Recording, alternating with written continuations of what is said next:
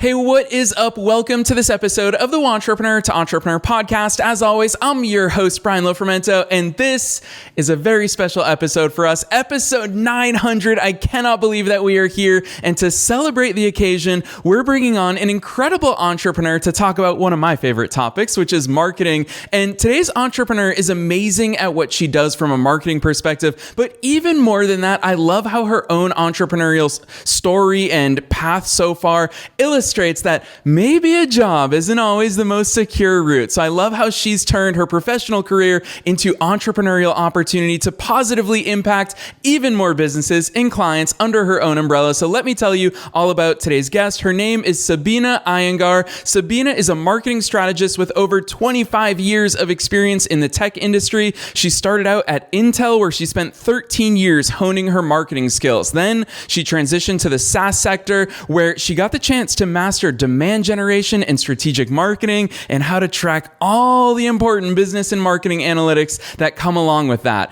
After experiencing a layoff in 2023, Sabina launched her business, Integrated Growth Marketing Services, and developed, this is a framework that I'm excited to dive into, the Grow-Tailor-Mature strategy framework. She now helps clients achieve impactful growth with her expertise and outside of work. I love that Sabina also complements her business with a real lifestyle that lights her up. She enjoys time with her husband, her 2 teenage kids, and her friends. She loves music. She's actually a Bali X instructor. Sabina's probably the first one in our podcast history to do that, sharing her passion for dance and rhythm. I'm excited about this one. I'm not going to say anything else. Let's dive straight into my interview with Sabina Iyengar.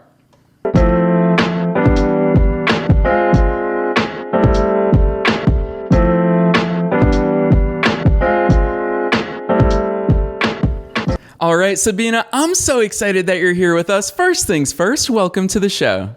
Thank you so much. I'm excited to be here, and I can't believe it's episode 900, so that's amazing. Yes, it's crazy, and what a great occasion to celebrate it with you. We're so excited that you're here because you obviously have an amazing entrepreneurial story, a lot of professional background that set you up for success to help so many others. So take us beyond the bio first. Who's Sabina? How'd you start doing all these awesome things? Yeah, so, it's funny because I actually started my undergrad as a molecular genetics major, believe it or not. And, I realized that being in a lab and not talking to anybody and not really interacting with anyone on a day-to-day was just not going to be for me.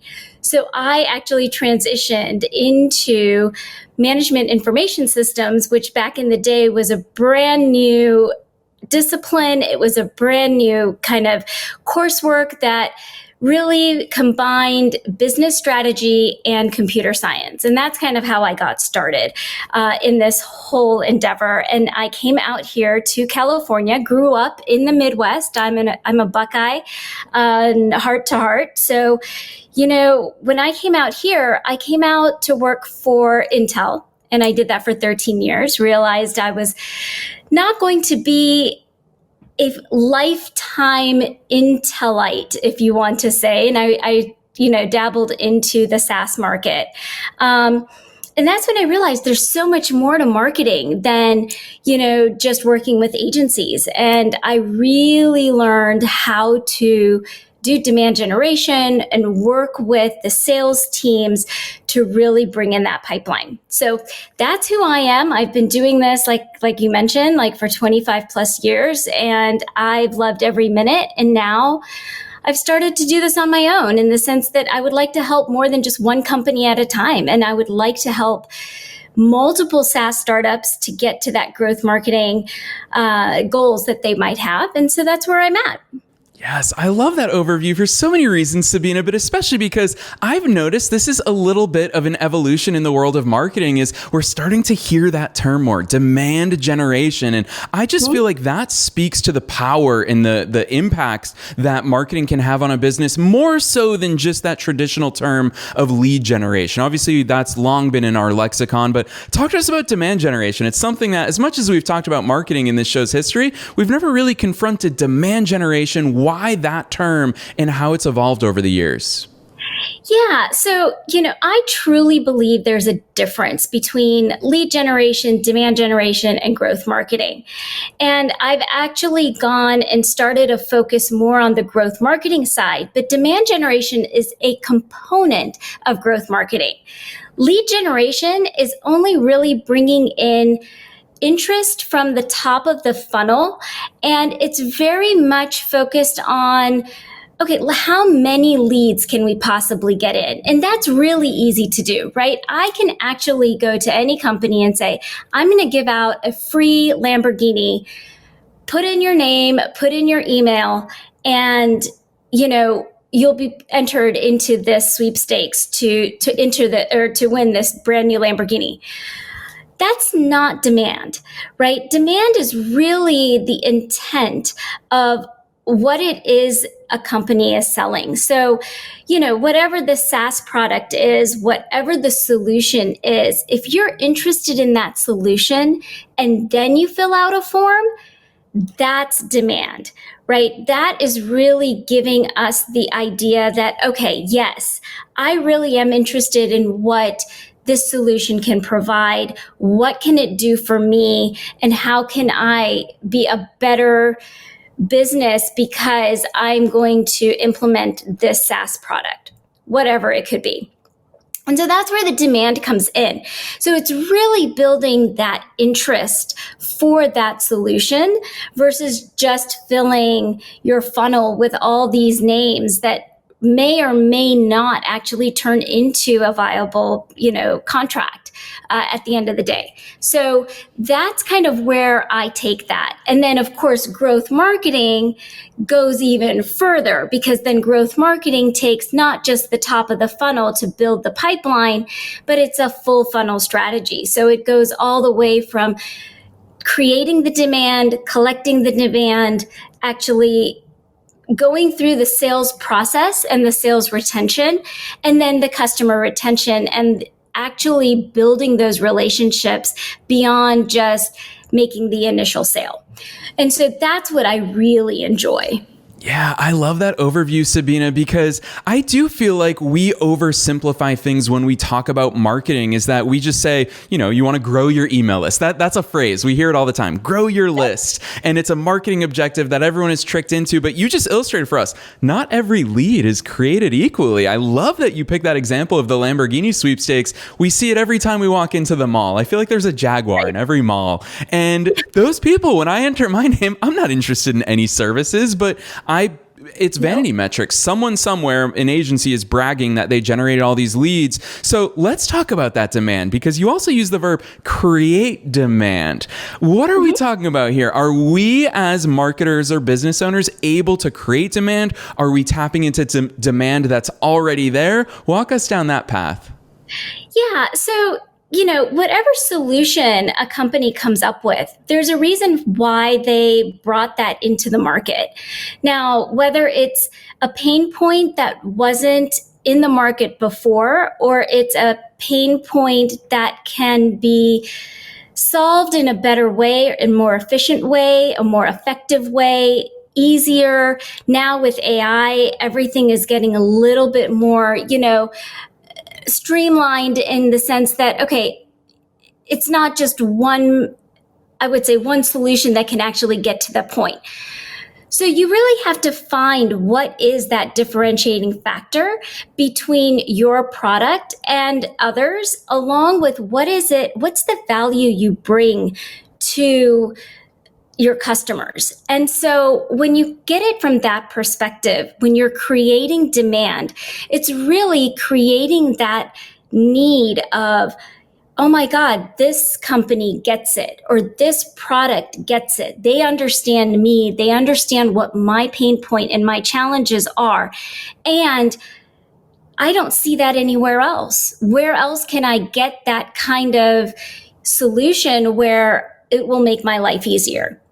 Yeah. And so that's kind of where we go with this. So when you're creating demand, you're really saying, yes, I get it, and come to us. We understand you. We understand your pain points specifically, and this is how we can help you.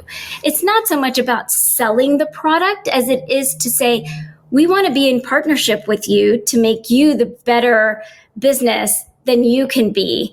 And that's what creating demand for me is. Yeah, Sabina, especially hearing you say that, for you, it sounds easy, and I know it's not. You have a wealth of experience that got you to this point, so I'm excited to tap into that. But I feel like a lot of people, when they hear that word, I'll throw another word under the bus of unique selling position. And so that's something that we always talk about in the world of business and marketing. But here you are saying we need to be unique. We need to have differentiators in the marketplace. Well, maybe a WordPress web development shop or a social media agency, maybe they're sitting there saying, Sabina, how am I different? I mean, a lot of people offer these services, and all too often, I see way too many entrepreneurs think that I'm going to compete on price. It just seems like such an easy way to compete. Clarify that for us, because there's so many different ways for us to differentiate ourselves in the marketplace that don't revolve around a race to the bottom price-wise. Correct. Well, I mean, if you look at anywhere, I mean, all the sales teams that I always work with, they always say, we're never going to lose on price, right? You can always bring the price to a compromisable solution where you're happy and your customers are happy. So price is not a unique differentiator. What is unique is exactly what your product can provide that nobody else can provide. Whether it is a unique feature, it's a very unique technology behind your product, whether it is just the audience that you need to go after. So sometimes your product will be better marked for certain organizations or certain audiences that it's not for others, whether it's enterprise level or it's small business or mid-size. There's always one or two differentiating factors that I can always come up with to say, this is how I'm better than my competitor. Not because of price, not because I came up with it first or because I came up with it last, but because my solution does something that no other solution can. And that's when you are working with your full go-to-market team. That includes your product marketing team. That includes customer retention, in the sense that, your customer success teams work with customers on a day-to-day. They are hearing all of the challenges or all of the solutions that have been solved because of your product. So you have to kind of leverage all of it in order to really get that message out, if that makes sense. Yeah, for sure. And it leads me to believe, obviously, you have the ability to go inside of other businesses and uncover these answers, because we all live inside of our own businesses. I've always loved that concept of you can't read the label from inside the jar. So sometimes it takes someone like you, Sabina, to walk in and be like, do you guys even see how brilliant you are in this regard? Do you even see that this is your differentiator? Talk to us about some of the questions that you ask of your clients to really get inside of this stuff, to uncover what they probably take for granted, I would imagine. So it's funny you ask that, because sometimes they don't know. Sometimes you have to really ask the hard questions for especially my clients to say, oh my God, yeah, you're right. We do need to come up with a better positioning statement or a more solution-based campaign strategy versus just a feature campaign strategy. And I think that's where those are the questions that I like to ask. And that's the direction that I always take my campaigns and my marketing strategy, is that I go based on what is it that my customers need? What is it that they are searching for? What is it that they need value from? And then how do I fit into that? So instead of saying, oh, well, now we had this new AI engine that is going to help, our customers get to their solution even faster, that's not it. What is it that you actually solve? And what is it that our customers are actually searching for that we can fill that gap? And that's the question that a lot of companies, a lot of, I would say, even sales teams have a trouble to, define, if you want to say. And having those conversations over and over again, really having those conversations with your current customers, understanding what value you bring to them, that is what gets you to that point of understanding. Yeah, Sabina, hearing you talk about this, you're using words like campaign and strategy. And I feel like we have to go there in today's conversation, because a strategy, ultimately, that's what we all need in business and life and literally anything that we do. But too many people lack a strategy. And so hearing that campaigns fit within a strategy, is that when you personally approach a campaign, you're doing it under the umbrella of the strategy, makes me want to ask you, what does a strategy look like? If that's an umbrella, what's everything that's underneath the umbrella of an actual marketing strategy?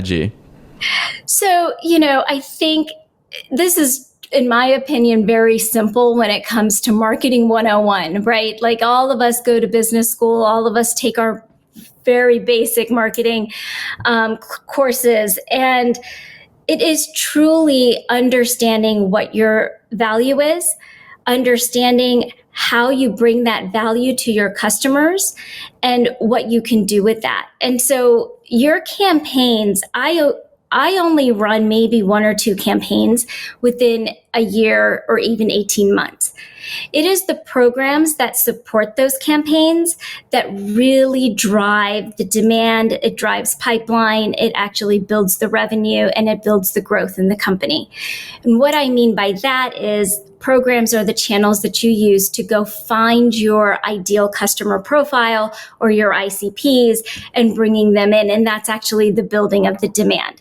So your strategy includes not just what is it that I'm going to do from a tactical perspective. It's actually a lot more than that. It's more of, what are the solutions that I'm going to be, or the challenges that I'm going to be answering with my product? What is that message look like? Where am I going to get that content to support that message? Where are the channels or what are the channels I'm going to use to get that message out? And then, who am I actually going after? So it's that very who, what, where, when, why kind of questions that you answer, and how. And the how is the channels that you're going to use. So I use a very basic framework when it comes to that, but that is what my strategy actually entails. So I put together this, I call it GTM, the Grow-Tailor-Mature strategy kind of framework that really helps me. I grow my marketing teams and I grow my teams. I actually try to get the full go-to-market team on one page before you can actually put together a robust marketing strategy. What does that mean? You get your marketing in place. Your marketing includes your content marketing, your ops, your product marketing, your PR, all of that needs to come together.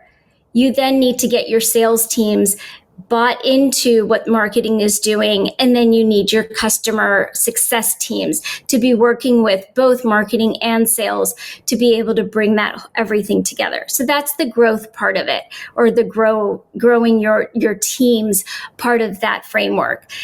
And what this enables you to do is you have common goals between all of the go-to-market teams and organizations.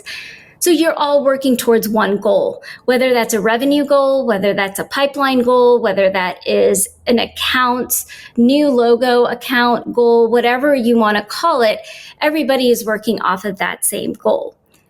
You then tailor your campaigns to work with whatever your message is, whatever your solutions are. So I tailor all of my campaigns very individually and specifically for whatever the solution is that we're going after, whether it's ICP specific, whether it's industry specific, whether it's, mid-size to enterprise, or the size of your actual, target, those kinds of things. So that's the tailoring of your campaigns. And then mature. And I truly believe everything builds on relationships. And so you have to keep your relationships going with your current customers and your new customers.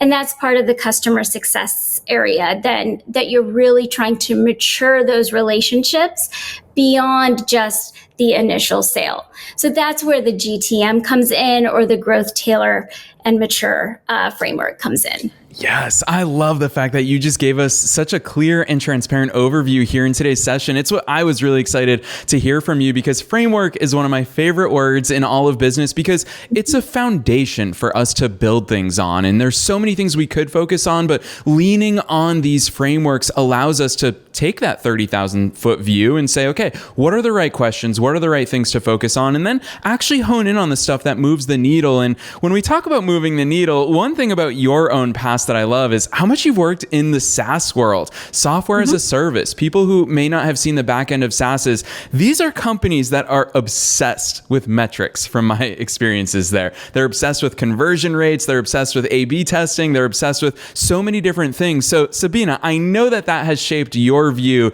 of how to measure marketing success. Talk to us about some of those metrics that you pay attention to. Yeah, so I think it goes into tiers, I would say, right? So being a growth marketing leader, there's metrics that you have to take from the very high end. What is your pipeline goal for the quarter or for the year? And how are you going to actually achieve those pipeline numbers? Pipeline meaning in order for me to bring in a revenue of, and I'm going very simple, $20 million a year, I need X number of pipeline to be able to get to that. So I would say 3X or 4X, I need to have a healthy pipeline of, 80 million. So how do I do that? So my metrics at the very high end are, my goal is 80 million. How much am I going, or how can I get to that 80 million through the year? Is it going to be whether, if you divide that by 4, right? Is it an even distribution quarter over quarter? Or a lot of industries and a lot of markets are very seasonal. So you have to do it from that perspective. I go based on that. And then you dive in from that, right? So you go from, okay, this is my pipeline goal. This is my revenue goal. And then how do I get there? When you are working with the executive staff, that they don't care how you get there. They just want you to get there. And they want to know where you are from a status perspective of, are you going to meet your goal for the quarter? Are you going to meet your goal for, our 6-month kind of milestone? Do we need to adjust, or can we keep it the way it is? Or do we need to, that's the communication that you need to have with the executive staff. When I'm working with my own teams and my own program managers and my own campaign managers, that's when I get into the nitty gritty, which is always fun for me, is that, okay, how are we going to do this? What are the channels we're going to use? Are they effective or not? What does the effectiveness KPI look like? Does that mean I am getting 20% of my leads or 20% of my conversations for my sales teams through that channel? Or is it a brand awareness campaign where I'm not really based on leads? It's just the intent that's coming, or the traffic that's coming to my website. Success is always measured in different ways, based on channel, based on intention, based on what the goal of that program is. And so sometimes it's a number. Sometimes it is just a feel of, yeah, we've increased our traffic because of this podcast. My website has now grown by 20% in the last week. Wow, there's something to this, right? Now, whether it was the advertising that came with it, or whether it was just the overall message behind that particular podcast, who knows, right? That's where those kinds of metrics come in. So I've always said that marketing, especially growth marketing, is a little bit of science and a little bit of art. And I love it because the science part is what brings that analytics and all of those kind of data analysis behind the science. And then you've got the creative part, because that's trying to figure out and actually be innovative on how you can get above the noise from your competitors and really show what your product can do and where you are as a company or as a culture. So that's how I do it, or those are the kinds of ways that I use my analytics behind the success for my programs. Yeah, Sabina, hearing you talk about growth marketing, and that's such a big word. We say growth so frequently without actually thinking about what goes into it. I can't help but think about Peter Thiel, and when he talks about 0 to 1, obviously going from 0 to 1 is a monumental step. And then it's not the final step, though. Then we got to go from 1 to 2 and to 10. And you gave that real life example of going from 20 million to 80 million and really laying out the strategy and the roadmap to get there. It makes me want to ask you about inflection points, because does this change over time? Are there certain milestones in your experience that you've seen, reaching your first million requires this, but then scaling to 10, 20, 80 million requires different parts? Are there inflection points that are part of this journey? There are. I would say that the inflection points really are individual and based on there's a lot of variables that go into that. And the reason I say that is because the market doesn't stay the same. What worked today is not going to work tomorrow. I could put a template together, and I do have templates, of course, when I'm putting my programs and my campaigns together. I have to tweak those templates every single time. And the reason is because there's nothing that can be set in stone to say, this is the formula, this is what's going to work, this is it. And that's where that art and creativity come into this, where, in science, you have your formula, or in math, you have your formula, it works, it's going to work, whether you do it the first time or you do it your millionth time. In marketing, that doesn't work that way, because people are changing. You're working with people, you're working with the human element. And so that is always changing. So therefore, you always have to be very agile in how you present your information or your messaging or the channels that new channels keep coming out. When I started, of course, long time ago, social media and digital marketing wasn't even a thing. I had to learn digital marketing because that's where my audience was going. And that's where I had to then figure out, how do I utilize that channel if that's where my audience is going to be? It's constantly evolving, right? Just in the last year, you've got AI.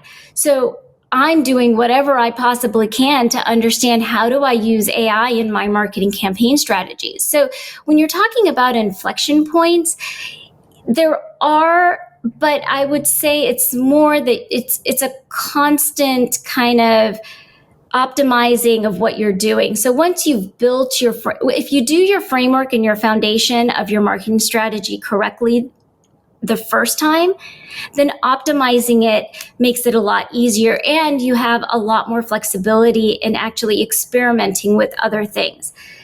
If you're still trying to figure out how to build that foundation, or you're just doing ad hoc marketing, or what they used to call more like guerrilla marketing, then you can't really say, you can't really put a stake in the ground, or you can't put a line in the sand to say, okay, this is my benchmark and this is where I'm going to grow from, if that makes sense.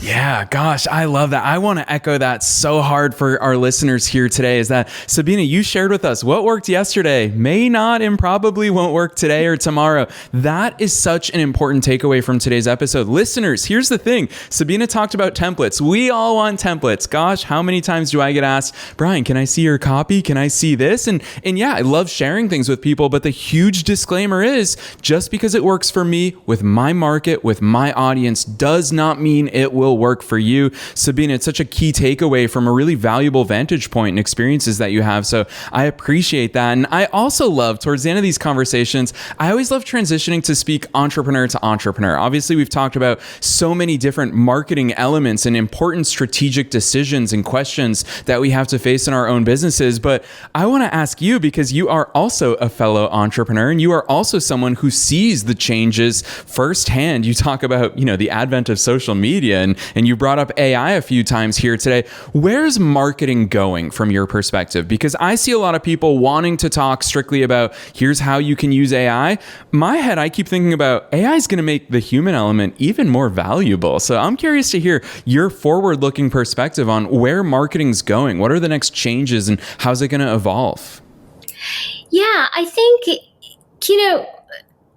technology in just generally speaking, right, is supposed to make your life a lot easier. And so I feel like these new ideas like AI, like digital marketing, has made it easier for us marketers to be able to get out there and actually implement what our strategies look like. What's never going to change is that human understanding of how do I reach my audience and what is it that they're looking for? And the challenges keep changing. So therefore, my strategy has to keep changing. Where is marketing going? I think it's such an old discipline that I always feel, you always come up with these new buzzwords.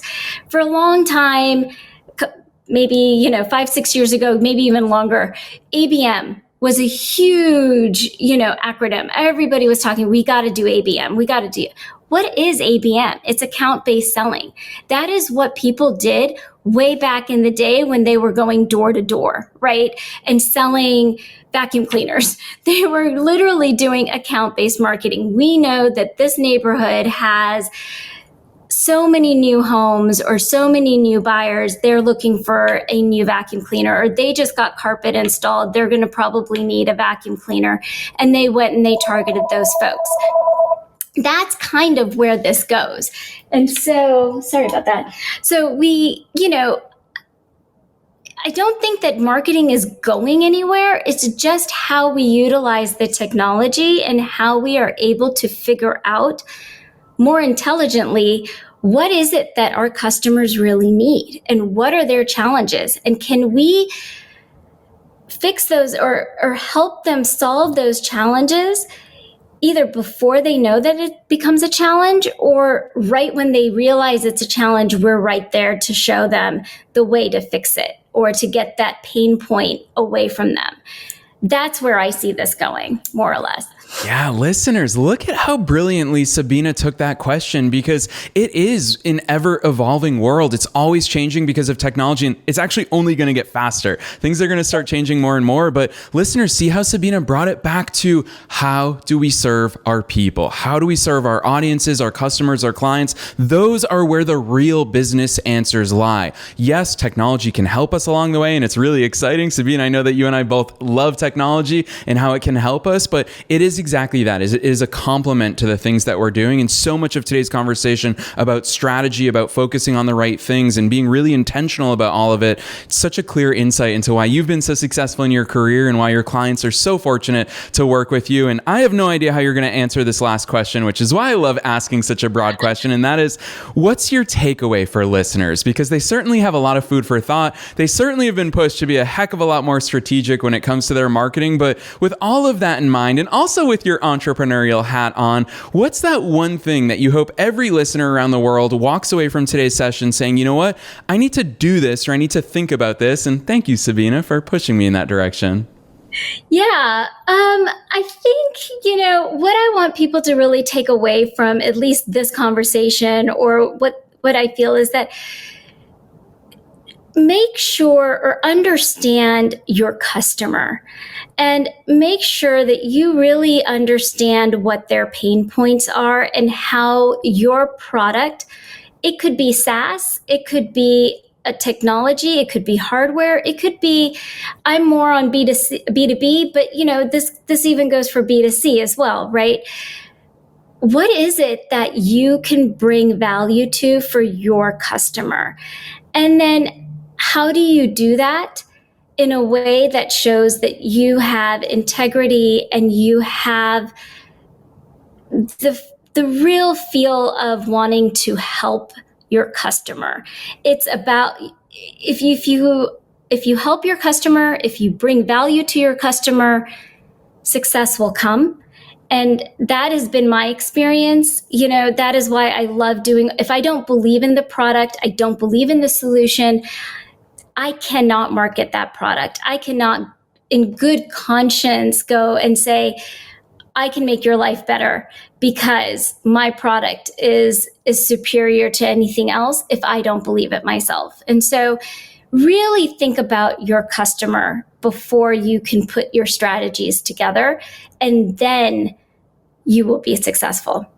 Yes, one huge question that all of us must ask ourselves. I love that that's the direction that you took that question in, Sabina, because I actually would argue it applies to all of us, no matter where you are in your growth journey. And we shouldn't just ask ourselves that question one time. We should continue to ask it, because I think that ultimately is the question that will help us to reorient our sales, to make sure we're always going in that right direction. So really insightful from you, Sabina. I so appreciate that. And at this point, I know that listeners are going to want to go deeper into all the brilliance that you offer for your clients. You've got your framework, Grow-Tailor-Mature approach laid out on your website, as well as all the different ways that you help people. So drop those links on us. Where should listeners go from here?